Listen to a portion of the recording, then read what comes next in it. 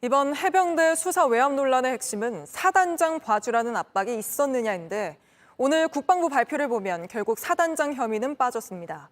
이게 경찰 수사의 가이드라인이 될 거란 우려도 나오는데 국방부 취재하는 김민관 기자가 짚어드리겠습니다. 먼저 오늘 국방부 발표의 핵심 이렇게 정리할 수 있습니다. 당초 박정훈 전 해병대 수사단장이 작성해 보고하고 이종섭 국방장관도 직접 서명한 수사 결과 보고서에서 가장 큰 비중을 차지하는 건 바로 사단장, 임성근 1사단장에 대한 혐의 사실이었습니다. 그런데 오늘 국방부 조사본부가 이를 뒤집었습니다. 윗선인 사단장과 여단장 등 4명의 혐의는 불분명하다고 이렇게 판단한 겁니다. 그럼 당장 누구 책임이 가장 크냐를 가려야 하는데 국방부는 대대장 2명의 잘못된 판단 때문에 사고가 벌어졌다 이렇게 결론 지었습니다. 지휘부는 장화 높이까지만 들어가라고 했지만 대대장이 이를 무시하고 허리 높이까지 들어가도록 했다는 겁니다. 그런데 보시는 것처럼 이 당시 채 해병이 수중 수색 작업을 벌였던 내성천은 이렇게 수륙 장갑차도 제대로 나아가지 못할 만큼 물살이 강했습니다. 또한 강바닥은 갑자기 쑥 꺼질 만큼 울퉁불퉁했습니다.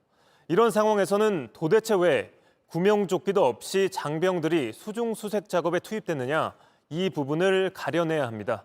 그리고 저희가 앞서 보도해드렸던 대로 사단장은 수색 작업을 할 때 복장을 통일, 철저히 할 것, 이렇게 하의 전투복, 상의 적색, 해병대 체육복을 입을 것, 이렇게 복장에 대한 지침은 내렸지만 안전상 지침은 내리지 않은 것으로 확인됐습니다.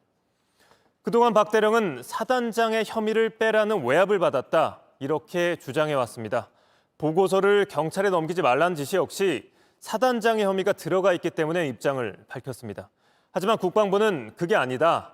하급 간부를 지키기 위한 것이지 사단장 봐주기란 취지가 아니었다. 이렇게 답해왔는데 우여곡절 끝에 오늘 국방부가 사단장에 대한 혐의명을 뺀 채 수사 기록을 경찰에 넘기기로 결정한 겁니다.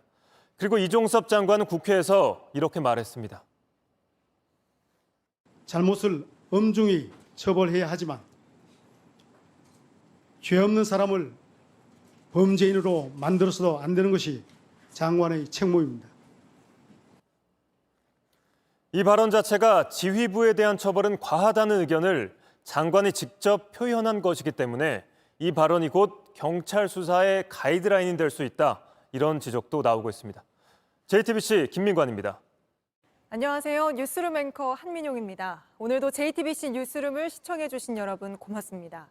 오늘 저녁에도 뉴스의 현장에서 찾아뵙겠습니다.